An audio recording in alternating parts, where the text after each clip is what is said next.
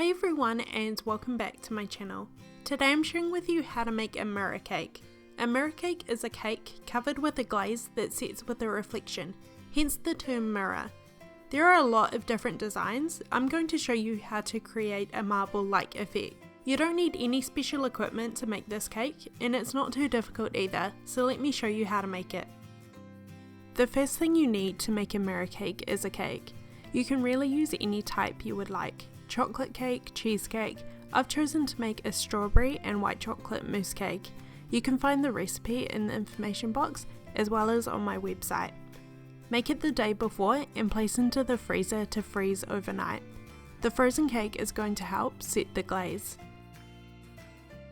When you are ready to make the glaze, measure out the white sugar and place into a medium-sized saucepan.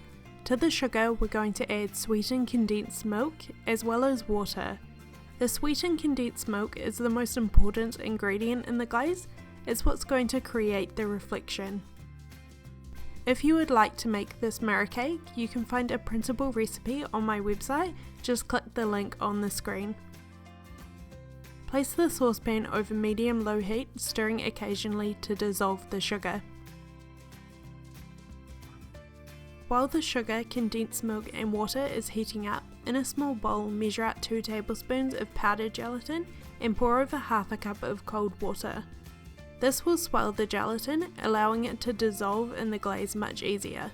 If you're vegetarian and would like a substitute for gelatin, try using agar-agar. Mix the water and gelatin together with a spoon and leave for a few minutes. Stir the sugar, condensed milk and water until it begins to simmer and turn off the heat. You will notice the sugar has dissolved and the liquid has become a lot thinner.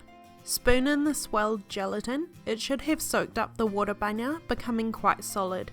Stir it into the liquid until it has completely dissolved.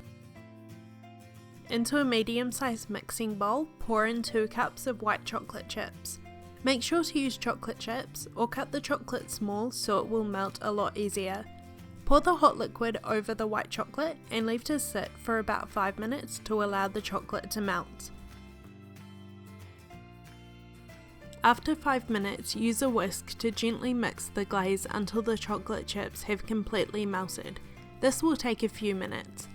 Be very gentle not to put any air into the glaze, as this will create air bubbles on the finished cake. Now you can add your colouring. I'm using a red gel food colouring as my cake is strawberry and white chocolate flavoured, but it's completely up to you what colour you use. If you can still see chocolate chips in the glaze at this point, now is a great time to pour the glaze through a sieve to remove any lumps. Before we pour the glaze, it needs to cool. The ideal pouring temperature is around 35 to 37 degrees Celsius or about 90 degrees Fahrenheit, basically body temperature. So how do you know it's at this temperature? You just use your hands to feel the outside of the bowl. It shouldn't feel hot or warm, but also not cold, just a very cold lukewarm.